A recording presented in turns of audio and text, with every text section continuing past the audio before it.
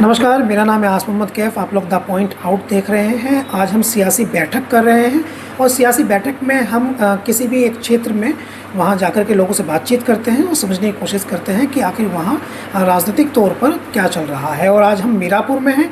मीरापुर उत्तर प्रदेश की एक विधानसभा है, वो उन विधानसभाओं में से एक है जहाँ पर चुनाव होने वाले हैं। उत्तर प्रदेश की 10 विधानसभाओं पर बाई इलेक्शन है। संभावना जताई जा रही है कि बाई इलेक्शन नवंबर के प्रारंभ में हो सकते हैं। आज हम जहाँ चर्चा कर रहे हैं वे अति महत्वपूर्ण लोग हैं। अति महत्वपूर्ण लोगों के बीच हम चर्चा भी करते हैं और आम लोगों के बीच भी हम चर्चा करते हैं। हमारे साथ हैं मीरापुर के चेयरमैन जमील मलिक साहब, जमील अहमद साहब, और हमारे साथ हैं सरताज सैफी साहब, हमारे साथ हैं जान मोहम्मद अंसारी और सोनी राजपूत। ये चूँकि महत्वपूर्ण लोग हैं तो हम समझने की कोशिश करें कि मीरापुर विधानसभा में आगामी चुनाव में क्या होने वाला है, ये भी समझने की कोशिश करेंगे। साथ ही जनता सोचती कैसे है और उनके मन में किस तरह के सवाल ये भी जानने की कोशिश करेंगे। बहुत स्वागत आपका जमील अहमद साहब। जी धन्यवाद भाई। आपका भी बहुत स्वागत है सरताज जी। जी शुक्रिया। जान मोहम्मद साहब शुक्रिया कैफ साहब। देखिए, मैं पहले आपसे बात करूंगा और मैं ये समझने की कोशिश करूंगा कि मीरापुर में बाई इलेक्शन हो रहा है। तो बाई इलेक्शन इसलिए हो रहा है क्योंकि यहाँ पर जो विधायक थे चंदन चौहान 2022 में जो चुनाव जीते थे वो अब सांसद बन गए हैं। तो वो अब सांसद बन गए हैं तो सीट हो रही रिक्त और अब यहाँ बाई इलेक्शन होने वाला है। तो जमील अहमद साहब, ये जो उपचुनाव है इसको आप किस नज़रिए से देख रहे हैं?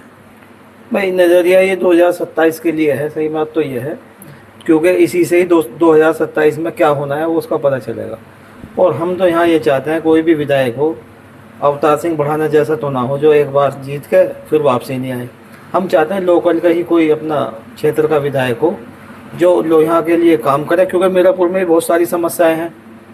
जैसे भाई पानी निकासी का हम कर रहे हैं, प्रयास कर रहे हैं, लेकिन फिर भी अभी है तो है। और इधर तुम्हारा सैनी भट्टे से लेकर पड़ाव चौक तक की रोड बनवा दे। भाई विधानसभा कोटे से हमने हालांकि इसका एस्टीमेट बना के भेज रखा है, देखो अगर पास हो जाए तो।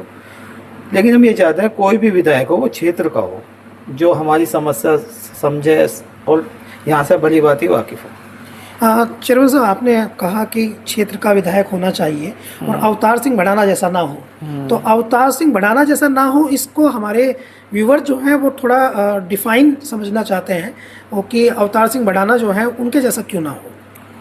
भाई वे जीत के ने के बाद कभी उन्हें देखा ही नहीं हमने क्षेत्र में, तो उसका क्या फ़ायदा। जीतने के बाद वो भाई बाहर के थे फरीदाबाद के, वो जीतने के बाद वापस ही नहीं आए, कभी देखा ही नहीं हमने तो क्षेत्र में। तो क्या फ़ायदा हुआ हमें, कोई विकास ही नहीं कराया उन्होंने। मैं व्यूवर को एक बार स्पष्ट कर दूं स्थिति कि अवतार सिंह बढ़ाना मीरापुर विधानसभा के 2017 से 2022 तक विधायक रहे। भारतीय जनता पार्टी के टिकट पर वो जीते थे, पैराशूट प्रत्याशी उनको कहा गया था।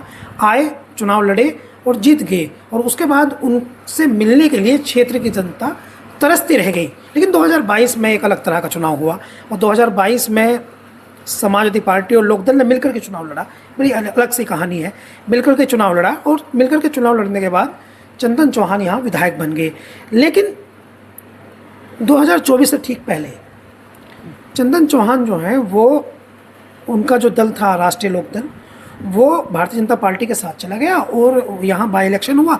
वो फिर चुनाव में साथ में आए और लोकसभा के सांसद बन गए। उनसे भी कुछ है भाई, अब सांसद बने उनसे बहुत उम्मीद है हमें। हम चाहते हैं कि सांसद हैं हमारे कस्बे के लिए भी कुछ करें। भाई जो बात है, पहले जो उन्होंने मतलब इतना कुछ काम नहीं कर पाए वे, लेकिन अब हमें उम्मीद है कि अब वे सांसद हैं कि यहाँ कस्बे के लिए कुछ ना कुछ करेंगे। अब चूँकि आप चेयरमैन हैं तो आपकी प्राथमिकता जो है वो कस्बा ही है। दो बातें आपने कही, दोनों महत्वपूर्ण बातें आपकी कस्बे की ही थी। अच्छा, ये 2012 में पहली बार मीरापुर विधानसभा बनी थी और तब यहाँ विधायक बने थे मौलाना जमील अहमद। बिल्कुल। तो सरकार बन गई भारतीय उस समय समाजवादी पार्टी की और बहुजन समाज पार्टी के वो विधायक थे। तो 5 साल वो बहुत डिसएक्टिव, कम सक्रिय थे विधायक के तौर पर। तो आप समझते हैं कि उस समय भी आपकी समस्याओं का निराकरण नहीं हुआ?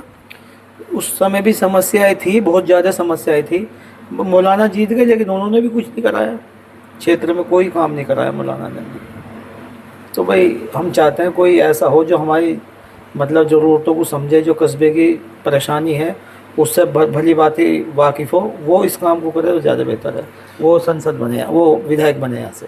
और आपकी प्राथमिकता ये है कि ऐसा व्यक्ति जो हो उसके लिए ये होना बहुत ज़रूरी है कि वो स्थानीय हो, स्थानीय हो। हमारा तो ये है कि कोई भी हो, वो किसी भी पार्टी हो, किसी भी दल से हो, हमें उससे मतलब नहीं है, वो स्थानीय हो, बस अपने कस्बे को अच्छे भली भांति जानता हो बस।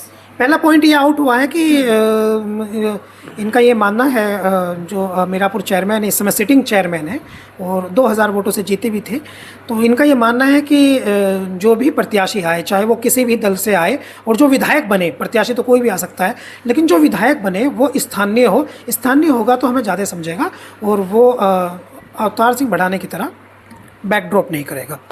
जान मोहम्मद साहब, पहले तो हम आपसे ये बात कर लें कि आपका क्या इसमें और राय है कि विधायक जो है वो आप कैसा विधायक चाहते हैं?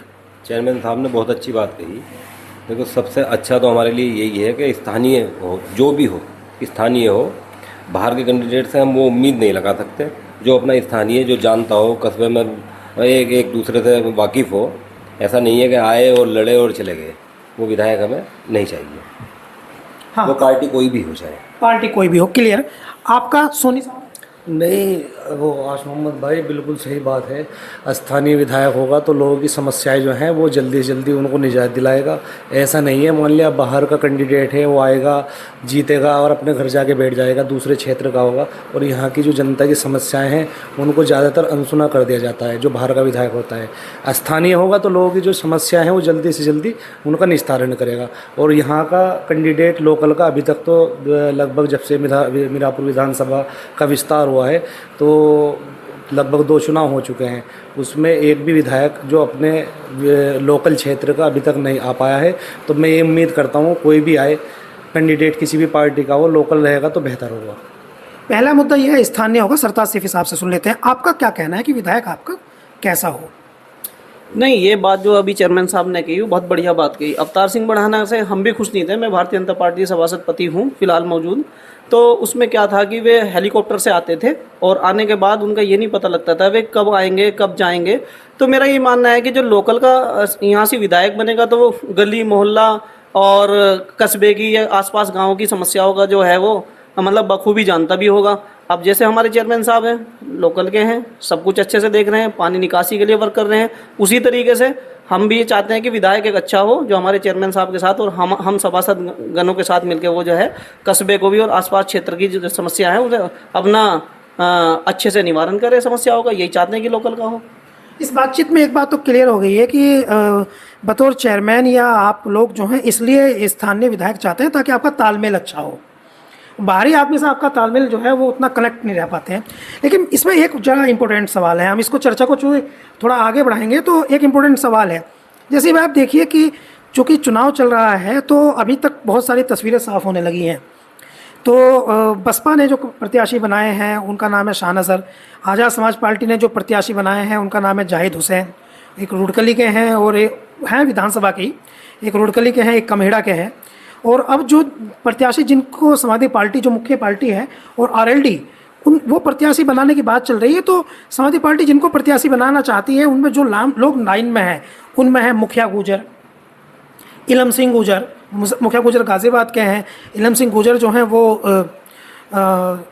मुजफ्फरनगर के हैं। और आरएलडी जिनको प्रत्याशी बनाने की बात कर रही थी पहले नवाजिश आलम, उन्होंने अब बैकड्रॉप कर लिया है। अब उनके पास है संदीप पाल, और उनके पास है रामनिवास पाल, उनके पास है मिथिलेश पाल। तो वो भी यहाँ से बाहर के हैं। या फिर गुजर के तौर पर देखें तो फिर यासिका चौहान हो सकती हैं। तो ये जो अभिषेक चौधरी का भी नाम है, अमित चौधरी का भी नाम है, बहुत सारे नाम हैं। तो ये जो प्रत्याशी दूसरे राजनीतिक दल के पास हैं, स्थानीय प्रत्याशी नहीं है वहाँ भी। तो अभी तो चर्चा में भी नहीं है कोई स्थानीय लड़ेगा। आज़ाद समाज पार्टी ने जरूर और बसपा ने जरूर स्थानीय प्रत्याशी दे दिया है, लेकिन जो बड़ी पार्टियां हैं जिनको लीडिंग पार्टी कह सकते हैं, जो फाइटिंग स्पिरिट जिनमें है कि जो चुनाव में रह सकते हैं, उनके पास तो कोई लोकल कैंडिडेट ही दिखाई नहीं दे रहा। पहले आप चेयरमैन साहब। हमारी नजरों में तो जी यहाँ से लोकल में नवीन सैनी का नाम सुना था हमने, बीजेपी से या लोकदल से, जैसे भी गठबंधन होगा इनसे नवीन सैनी का, अगर नवीन सैनी का टिकट होता है तो देखो लोकल के हैं तो ये बेस्ट है हमारे लिए। तो मुझे लगता है कि जवाब तो आपका अच्छा है, लेकिन मैं सवाल पूछ लेता हूँ। नवीन सैनी साहब जो हैं उनकी घर की दूरी आपसे कितनी है? पास में ही है, हमारे घर के पास में रहते हैं। और सबसे अच्छी बात यह है कि देखो पास के हैं तो कस्बे को अच्छी भली बात ही समझते हैं। हम तो अपने कस्बे का ही सोचेंगे ना भाई, पास में हो जाएंगे चेयरमैन विधायक पास के हो जाएंगे तो ज़्यादा विकास हो जाएगा। देखिए, इनका एक अपना पर्सनल है और जो ये कह रहे हैं वो अपनी जगह ठीक है। अभी हाल ही में जब चुनाव हुआ था, चेयरमैनशिप का चुनाव जो था, नगर पंचायत का चुनाव था, तो ये नवीन सैनी को ही हरा करके चेयरमैन बने हैं। और इनके घर की छत जो है वो नवीन सैनी से मिली हुई है। इनके घर की छत जो है वो नवीन सैनी जी से ही मिली हुई है, इसलिए इनका पर्सनल अटैचमेंट है कि भाई नवीन सैनी, यानी दोनों छतें मिल जाए विधायक और चेयरमैन की, ऐसा सोच रहे हैं। भाई हम चेयरमैन भी लड़े, प्यार मोहब्बत से लड़े, भले भी बीजेपी के कैंडिडेट थे नहीं, लेकिन हमारे बड़े भाई की तरह है भाई। और हम ये चाहते हैं अगर उनका टिकट होता है तो देखो वो लोकल के हैं, हमें पार्टी से कोई मतलब नहीं है, कोई भी पार्टी आए भाई, हम तो नवीन सैनी को देखेंगे, बीजेपी को थोड़े देख रहे हैं हम। अगर हम देंगे तो सिर्फ नवीन सैनी के ऊपर वोट देंगे कि वो लोकल के और हमारे कस्बे की समस्या को जानते हैं कि वह समाधान कर सकें बस। काफ़ी मजबूत बात कही है, मुझे याद आ गई, भारत के एक बहुत लोकप्रिय प्रधानमंत्री रहे हैं, काफ़ी उनकी मजबूत छवि रही है, अटल बिहारी वाजपेयी जी। उन्होंने कहा था कि हम अपना दोस्त बदल सकते हैं, पड़ोसी नहीं बदल सकते। भाई देखो, पड़ोसी को हम क्यों बदलेंगे? जब पड़ोसी सही है, अच्छा आदमी है, हम उसे भाई बड़े भाई मानते हैं, दिल से इज्जत करते हैं उनकी। हमने ही हराया उन्हें चेयरमैनी में, तो भाई हम ये चाहते हैं वे विधायक बन जा, हम चेयरमैन है, बड़ा भाई विधायक हो जाए, छोटा भाई चेयरमैन, क्या दिक्कत है? नहीं, अगर आपने ये चर्चा करी दी है तो इतिहास में उन्होंने भी हराया था आपको। भाई उन्होंने हराया था, हम कम मान रहे भाई, हार होती है भाई, पहले हम हार गए थे, लेकिन उन्होंने नहीं हराया था, मैं तो जहीर ने हराया था भाई। हाँ, नहीं वो भी एक बार तो वो नहीं, चेयरमैन बने थे। तो हम तो नीचे थे, उसमें थे ही नहीं ऊपर। एक बार जब वो चेयरमैन बने थे तब भी आप चुनाव लड़े हाँ थे। नहीं, वो हम हारे थे उनसे, लेकिन भाई अब तो देखो ये है ना भाई, वे बीजेपी से हैं भाई, विधायक बनने लायक हैं, हम तो ये चाहते हैं कि भाई विधायक का इलेक्शन लड़े, चेयरमैन हम देखेंगे या और कोई देखेंगे। इस राय को थोड़ा बड़ा कर लेते हैं, ब्रॉड कर लेते हैं, आप बताइए। नहीं, जहाँ तक मेरा मानना है कि नवीन सैनी जी ने कस्बे को चला कर दिखाया। वो जब चेयरमैन थे उन्होंने जो है कस्बे में काफ़ी विकास किया, और चारों तरफ से आवाज़ भी आती है कि नवीन सैनी ने जो है लाइटें वगैरह और उस पर बहुत सारा वर्क किया है। और अगर हम ये मानते हैं, अगर नवीन सैनी जी का जो है, मैंने भारतीय जनता पार्टी की एक मीटिंग थी उनके खुद के अपने भट्टे पे, तो जो हमारे आला अधिकारी थे जो मतलब पार्टी के, वो सब बैठे थे, मैंने वहाँ भी रखा था कि भाई ऐसा है, अगर लोकल के टिकट देना तो नवीन सैनी को दो, और नवीन सैनी के बाद अगर कोई बंदा है तो यासिका चौहान को दो। भाई चंदन सिंह चौहान एक सांसद है, अगर उनकी मिसेज जो है विधायक बन जाए तो मैं समझता हूँ कि फिर डबल काम होगा। डबल जैसे कि है कि भाई मोदी है, योगी है, डबल इंजन की सरकार है, तो फिर यहाँ हमारे क्षेत्र में भी भाई मतलब हस्बैंड वाइफ, एक सांसद और एक विधायक, तो मैं समझता हूँ कि फिर चेयरमैन हमारे लोकल के, तो आसपास क्षेत्र के लोगों को एक इतना बढ़िया लाभ होगा, मतलब कोई भी बंदा परेशान नहीं होगा, मेरा ये मानना है। जानू साहब, इसी इशू पर आपकी राय? ठीक है, जो मेंबर साहब कह रहे हैं, हमारे सभासद साहब, चेयरमैन साहब, हम तो एक आम आदमी हैं। नहीं, आपका अपना हमें कोई तो नजरिया तो होगा ना, नजरिया, भाजपा को वोट करनी पड़ेगी। नज़रिया देखो वो तो समय बताएगा, मगर कैंडिडेट की अगर बात है तो कैंडिडेट लोकल के इनसे बेहतर तो कोई नहीं होगा। आप बताइए। तो मेरा मानना तो यह है आश मोहम्मद भाई, अगर जो कस्बे का ना होगे तो कम से कम इसी विधानसभा का तो हो, इतना तो होना चाहिए कि कस्बे का नहीं है तो विधानसभा का हो। ऐसा नहीं है कि बिल्कुल बाहर का हो, कोई गाजियाबाद का है, कोई फरीदाबाद का है, कोई मुरादाबाद का है, कम से कम लोकल अपनी विधानसभा का हो, इतना तो होना चाहिए। तो मैं तो ये आशा और उम्मीद करता हूँ ये जो पार्टी है उनसे कि कम से कम कैंडिडेट अब हमारा लोकल का चुने और उसे प्रत्याशी बनाए, सबसे अच्छी बात है। स्थानीय प्रत्याशी हों, और इस बात को हम समझ रहे हैं, और इसमें एक बात और भी इम्पोर्टेंट सामने आई है कि अगर वो भारतीय जनता पार्टी से भी आते हैं, जैसे अभी आपने सुना था जमील अहमद साहब को, कि अगर वो भारतीय जनता पार्टी से भी आते हैं तो पड़ोसी होने के नाते मेरा तो समर्थन उनको ही रहेगा, पड़ोस की वजह से। अच्छा, हम दूसरी चीज़ को जान लें। देखिए, सरकारें जो होती हैं, जब हमने बातचीत की शुरुआत की थी तो आपने कहा था कि 2027 के चुनाव का ये रिहर्सल है, ये एक सेमीफाइनल है 2027 के चुनाव का।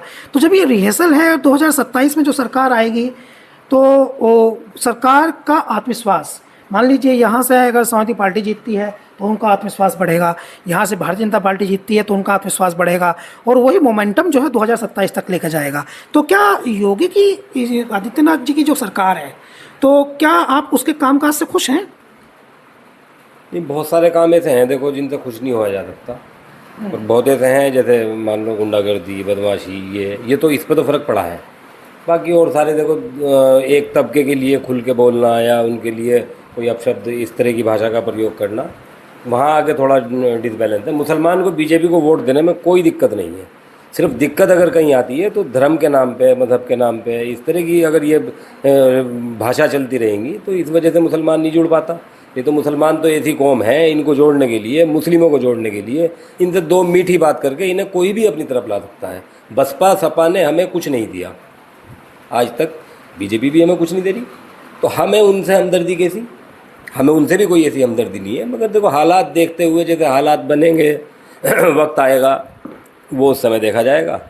नहीं तो हमें तो ख़ास तौर से मैं बता रहा हूँ, अगर इनकी थोड़ा सा ये मजहबी मामले में बस यहाँ आगे थोड़ा सा दिक्कत है, नहीं तो विकास के मामले में तो ठीक है जैसा चल रहा है, आप सबको पता है। आपका क्या राय है इसमें सोनी साहब? सवाल सेम है, जवाब आपका है बस। नहीं, हमारे भाई ने बिल्कुल बहुत अच्छी बात कही है।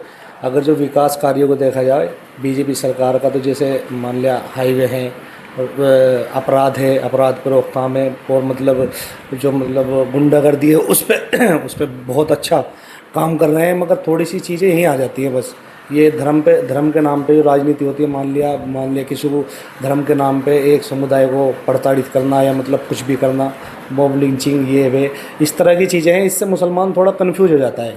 अगर जो मुसलमान बीजेपी की तरफ को बढ़ता भी है वोट देने के लिए, तो ये कुछ चीज़ें बीच में ऐसी आ जाती हैं, वो चाहे मतलब छोटे कार्यकर्ता के रूप में करे या बड़े नेता के रूप में करता हो, तो उससे मुसलमान थोड़ा सोचने में मजबूर होता है, वोट करें तो करें क्यों, किस बात पर करें भाई, यही हमें प्रताड़ित कर रहे हैं, फिर इन्हीं को हम वोट करें, तो इसलिए मजबूर हो जाता है मुसलमान। नहीं तो काम तो अच्छा है, काम में कोई दिक्कत। हाँ, आपका क्या इसमें राय है?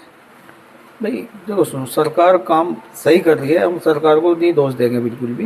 लेकिन इसमें एक चीज़ है, कुछ जो छोटे छोटे दल है ना, जो हिंदुवादी नाम पे जो लोगों को परेशान करना या हाय तौबा करना, किसी भी बात को बिना समझे ही हाय हुल्ला मचा लेना, अगर इस पर कंट्रोल योगी जी कर लेना तो सरकार में कोई दिक्कत थोड़ी है। भाई हमें कौन खाने को दे रहा है? ना तो हमें सपा दे रही ना बसपा दे रही। भाई हम तो इसमें कम से कम हाईवे और तुम्हारा गरीब आदमियों को मकान भी बनवा दे मोदी जी ने, तो हम उस चीज़ से नाराज़ थोड़ी ही हैं। नाराज़गी तो यह है कि धर्म के नाम पे जो मस्जिद मंदिर या इस तरह के मतलब वो, जबकि प्रशासन अच्छा है, पुलिस अच्छा वर्क कर रही है, कोई भी अपराधी हो 1 मिनट से पहले सुनवाई है, ऐसा नहीं है इस सरकार में सुनवाई नहीं है, आप जाओ सुनवाई है। लेकिन थोड़ा सा जो लोग हैं ना हिंदुवादी नाम पे जो लोगों को परेशान करते हैं, इन पर कंट्रोल हो जाए, कोई दिक्कत नहीं सरकार से ही है। सरताज साहब, मेरा ये कहना है कि 2014 में मोदी जी आई, उससे पहले जो है काफ़ी माहौल ख़राब था देश का, लाइट पूरी नहीं थी, मतलब अर्थव्यवस्था बहुत ज़्यादा डाउन था मामला। और मेरा ये मानना है कि जैसे ही मोदी सरकार 2014 में आई, तो उसके बाद 2017 में आवास विकास जैसी योजनाएं आई, उसमें काफ़ी मुस्लिम तबके को फ़ायदा हुआ। और उसके बाद जो है काफ़ी बड़े बड़े हाईवे, और मैं समझ रहा कि बहुत सारी मतलब जितनी भी स्कीम आई, ऐसा नहीं है कि मोदी जी का खुद का कहना है कि सबका साथ सबका विकास सबका विश्वास, और योगी जी भी उसी तर्ज पे चल रहे। लेकिन मैं मान रहा कि कुछ है, चूक हो रही है कहीं सी, वरना मुस्लिम समाज का सारा तबका अच्छी तारीफ़ कर रहा है। भाई आज आप 2 बजे रात को कहीं भी चले जाओ, मैं एक छोटी सी घटना बताऊं कि उस टाइम पे समाजवादी सरकार थी, इधर खतौली कच्चे रास्ते पे जाते थे, पेड़ डाल के बसें लूट लेते थे, पुलिस नहीं पहुंचती थी 2-2 घंटे। एक बार मैं खुद उस चीज़ का शिकार हुआ, मेरी जेब में 35 रुपये थे, मंदे का टाइम था, मैं मामा के जा रहा था, अब उन्होंने कहा लाओ, वे पिस्टन लेके 4-5 चढ़े, ढाटे बांध रखे थे। आज मैंने कह रहा कि पिस्टन तो बहुत दूर की बात, कोई वैसे ही मिल जाए खाली हाथ, किसी को परेशान ही कर दे। तो ये तो बहुत फ़ायदा हुआ है। आदमी अगर खुले में ना दोनों हाथों में वो पैसे लेके भी जाएगा तो किसी की हिम्मत नहीं उसके पैसे उठा ले, ये फ़ायदा हुआ इस सरकार में।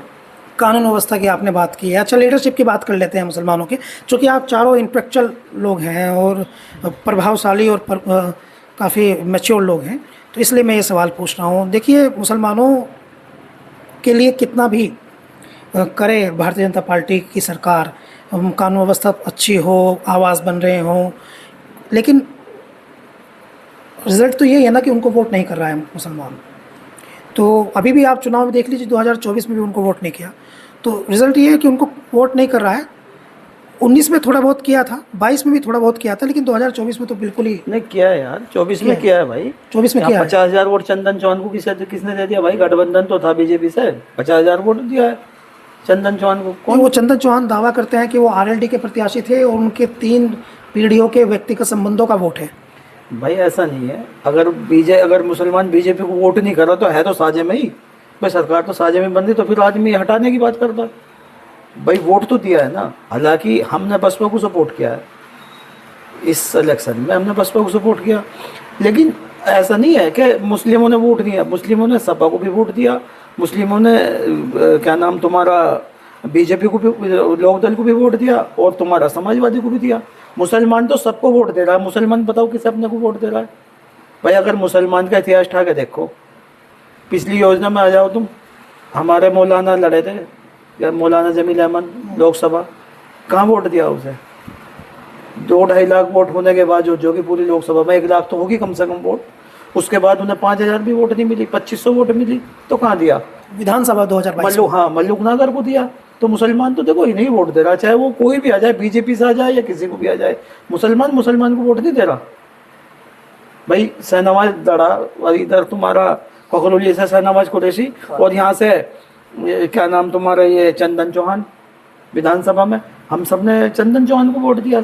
उन्हें किसने वोट दिया? बात वो नहीं, बात यह है कि आदमी सही हो, पार्टी से सही आ जाए आदमी, उसे चुनता है। हमने नवीन को क्यों कहा? नवीन को हम बीजेपी की बात नहीं कर रहे, हम इंसान को देख के वोट देना चाह रहे कि कोई इंसान इस तरह का हो जो बढ़िया हो और जो मतलब कस्बे के लिए कुछ कर सके। भाई विधानसभा बड़ा इलेक्शन है, हम चेयरमैन है और एक विधायक भी यहाँ का बन जाएगा तो हमारे कस्बे को फायदा हो जाएगा। बस ये वो लॉजिक तो आपका समझ में आता है, वो पड़ोसी का भी धर्म है। मगर मैं एक्चुअली सवाल मेरा ये था कि धर्मनिरपेक्ष दल, सेकुलर दल जो मुसलमानों के वोट ले रहे हैं, जैसे आपने बताया अभी, उनकी लीडरशिप से आप खुश हैं? क्या वो मुसलमानों के लिए काम भी कर रहे हैं? भाई देखो सुनो, मुसलमान के लिए तो कोई काम नहीं कर रहा है। तो ये मुसलमान तो ठगा राजा वोट दे देता है बेचारा। एक बार बताओ, मेरे हिसाब से तो मोदी जी ने ज़्यादा कर दिया मुसलमानों के लिए, अखिलेश से ज़्यादा तो मोदी जी ने कर दिया। कम से कम जो जिन लोगों के घर में मकान नहीं था, छत नहीं थी, कम से कम छत तो देती उन्हें। अखिलेश ने क्या दिया बताओ तुम मुझे? आप भी नाराज हैं अखिलेश यादव से? नहीं, अखिलेश यादव ने वाकई नहीं कुछ किया। रही बात उसकी सरकार का जैसे मामला है कि भाई मुस्लिम बीजेपी को वोट नहीं करता, ये बात सच्ची है। जबकि बीजेपी ने कोई भेदभाव नहीं किया, कोई भी योजना आई सबसे पहले दी। और अब नंबर मुस्लिमों का है। अगर मुस्लिम समाज चाहे तो खुल के आ सकता है सामने कि भाई हम मतलब भारतीय जनता पार्टी को वोट देंगे। भाई यकीन करो ना, एक बार यकीन दिलाओ। यकीन कैसे दिलाया जाएगा? एक बार वोट करो भारतीय जनता पार्टी को, तो हो सकता है कि मुस्लिम ये जो चल रहा है, ये उलटफेर चल रहा है, तो इस पर लगाम लगाए कि भाई कहीं ना कहीं कि भाई हिंदू परेशान कर रहे हैं या इधर मुस्लिम परेशान कर रहे हैं। तो मेरा मानना यह है कि भारतीय जनता पार्टी के लिए खुल के आए मुस्लिम समाज के लोग। नहीं, प्रॉब्लम ये है ना सरताज साहब की, आप देख रहे हैं ना, पूरे हिमाचल प्रदेश से लेकर के गुजरात तक और उत्तर प्रदेश के तक, और आप मध्य प्रदेश देख लीजिए, बुलडोजर संस्कृति ने ना इतना डर बिठा दिया है कि एक तरफा कार्रवाई जो हो रही है उससे मुसलमानों का विश्वास कमज़ोर हो गया। आपको लगता है कि जो मुस्लिम लीडरशिप है वो कहीं से प्रोटेक्ट नहीं कर पा रही, या मुस्लिम लीडरशिप ही नहीं है, या मुसलमानों की लीडरशिप जिन लोगों के हाथ में है, जिन सेकुलर पार्टियों के हाथ में है, वो सही शेल्टर, सही संरक्षण दे नहीं पा रहे मुसलमानों को? नहीं, सही बात है। मुस्लिम लीडरशिप की बात तो ये है, मुसलमानों ने बीजेपी को हराने के लिए अपनी लीडरशिप ख़त्म कर ली। सच्ची बात तो ये है, बस बीजेपी ना आए और वोट किसी को भी देना पड़े। अभी हमारी विधानसभा में 6 सीटें थी, मुजफ्फरनगर में 6 सीटें थी। 6 में एक पे भी मुस्लिम कैंडिडेट नहीं था। मुसलमानों का वोट किसे गया? अब कोई अगर जाट प्रत्याशी हैं, पार्टी कोई है, वोट उन्हें जा रहा है, या कोई गुजर है तो वोट उन्हें जा रहा है। मुसलमान ने आवाज़ भी ये नहीं उठाई कि हमें कोई प्रत्याशी अपना चाहिए या मुस्लिम चाहिए, कोई ऐसा मामला नहीं है। मुस्लिमों का दुश्मन बनाने वाली पार्टी है ये सेकुलर पार्टी जो आज बनी बैठी है। बीजेपी को मुस्लिमों का दुश्मन बनाने में इनका बहुत बड़ा रोल है, मेरा अपना ये मानना है, बहुत बड़ा रोल है। और आज तक मुसलमान ने वोट दिया किसे? मुसलमान का वोट तो देखो सुनो, अखिलेश हो, माया हो, कांग्रेस हो, क्या ये मुसलमान है? ये भी तो हिंदू ही है।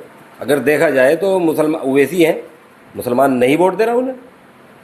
मुस्लिम लीडरशिप की अगर बात करी जाए तो एक ही चेहरा आज के दौर में ऐसा है जो मुसलमानों की रहनुमाई करने की कोशिश कर रहा है, मगर नहीं है मुसलमान तो वोट दे ही हिंदू भाई को दे रहा, कोई भी कैंडिडेट हो चाहे हो, मतलब पार्टी देखते हैं और कैंडिडेट देखते हैं। मुस्लिम और हिंदू का कोई मामला नहीं है। अगर ऐसी बात हो तो मुसलमान ओवैसी को वोट देगा। मुसलमान के दिमाग में कोई ऐसी बात नहीं है। अभी डॉक्टर साहब ने एक बात कही, आपने कही हिमाचल में और यहाँ, सिर्फ यही वजह मैं पहले भी बता चुका, यही वजह है जो इस तरह की राजनीति बीजेपी करती है, इस वजह से मुस्लिम नहीं जुड़ पाता। बस कुछ भी हो, इसके अलावा मैं और कोई वजह नहीं मानता। नहीं तो मुसलमानों को वोट देने में इन्हें कोई दिक्कत नहीं है। बीजेपी को दे सकता है मुसलमान वोट, कांग्रेस को भी देता है, समाजवादी को देता है, बसपा को दिया, सब ने राज करा, मुस्लिमों ने वोट भरपूर वोट किया। मगर दिक्कतें जहाँ आगे आती हैं, देखो हमें तो, हमारे लिए तो बस ये है, हमें कम नुकसान कम कौन पहुँचाता है, हम वो देखते हैं। बाकी कैंडिडेट मुस्लिम और हिंदू का हमारे मन में कोई ऐसी बात नहीं है। हम सोनी साहब, डिस्कस जो है वो अच्छी जगह आ गया है और आपके वर्डिक्ट की आवश्यकता है, बताइए क्या कहना है आपको। नहीं, सही बात है जो डॉक्टर सरताज सेठी साहब ने बताया और हमारे जानू भाई बता रहे हैं, चेयरमैन साहब ने बताया, कहीं ना कहीं कुछ तो कमियां हैं जिसकी वजह से मुसलमान झिझक रहा है।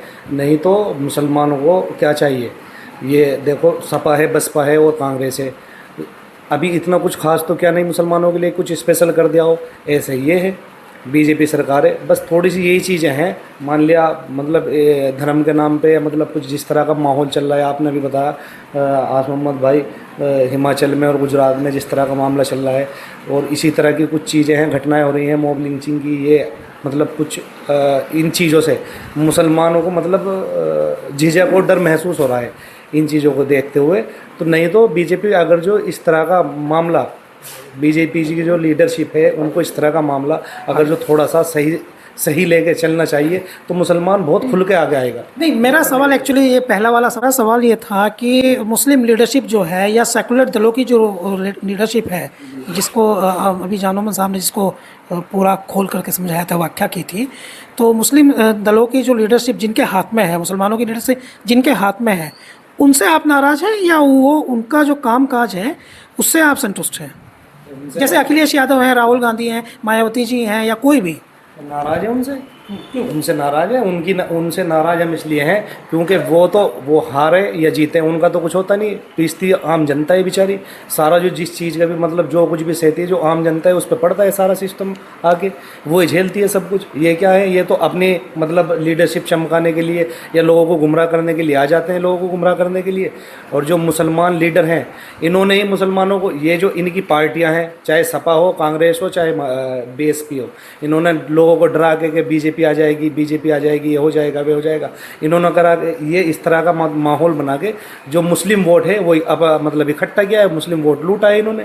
और जो इनकी पार्टी के लीडर हैं, जो मुस्लिम कौम के रहनुमा हैं, उन्होंने भी लोगों को बरगलाया है, उनसे भी लोग नाराज हैं, हम खुद नाराज हैं। इन लोगों ने आके लोगों को बहकाया है कि भाई ऐसे हो जाएगा, वैसे हो जाएगा। तो मैं यही चीज़ कहना चाहता हूँ, अब भी आपका जो पहला क्वेश्चन था उसी के आधार पर मैं बता रहा हूँ कि थोड़ा सा अगर जो ये मतलब इस तरह की चीज़ें ख़त्म हो जाए तो जो मुस्लिम लीडरशिप है उसको नहीं मानेंगे लोग, मुसलमान नहीं मानेंगे। मुसलमानों को चाहिए क्या, सुकून और अपना मतलब पढ़ाई, शिक्षा, मतलब रोज़गार, ये चीज़ें चाहिए। ये थोड़ी सी चीज़ आ जाती है ना तो मुस्लिम सोचता है कि भाई इस तरह का माहौल बनना है। कुछ लोग वे आगे बता देते हैं, मतलब लोगों को कन्फ्यूज करते हैं कि ये हो रहा है, कुछ हो भी रहा है, कुछ वो बताते हैं कुछ हो रहा है। तो इसी हिसाब से लोग जो है भ्रमित हो जाते हैं, डरते हैं कि भाई ये हो जाएगा, वो सरकार आ जाएगी तो ये हो जाएगा, ये चीज़ चल रही है। नहीं, कभी कभी ऐसा भी तो है ना, जैसे मान लीजिए सेकुलर दलों की सरकारें आ जाती हैं तो ओवर कॉन्फिडेंट हो जाता है मुसलमान, झगड़े बढ़ जाते हैं। नहीं, वो गलत है। देखो, कोई भी समुदाय हो, कोई भी जाति हो, अगर जो किसी समुदाय की या किसी जाति की सरकार आती है और वो इस चीज़ को सोचे कि भाई हमारी सरकार आ गई और उस सरकार को ये मन में बैठाकर मतलब लड़ाई झगड़े, गुंडागर्दी, इस तरह की चीज़ें करे, तो देखो कानून है, कानून से बढ़ के कोई चीज़ नहीं है। कानून से बढ़ के कोई चीज़ नहीं है। एक और इम्पोर्टेंट बात मैं आपको बता दूं, वो ये है कि भी यहाँ मुख्यमंत्री योगी आदित्यनाथ आए थे मीरापुर बाई इलेक्शन के मद्देनज़र, और उन्होंने बहुत बड़ी बड़ी योजनाएँ जो हैं उनकी घोषणाएं की हैं। इस क्षेत्र में मिनी स्टेडियम की घोषणा की, सड़कों की घोषणा की है। इसलिए इस क्षेत्र में बाई इलेक्शन के घोषणा होने से पहले विकास कार्य जो हैं उन्होंने गति पकड़ ली है। हमारे साथ बात कर रहे थे सरताज सेठी और मीरापुर के चेयरमैन जमील अहमद साहब, जानोमन अंसारी थे जो अंसारी समाज के युवाओं में काफ़ी लोकप्रिय हैं, और सोनू राजपूत जी। मैं हूँ आस मोहम्मद के, बहुत धन्यवाद आपका, नमस्कार।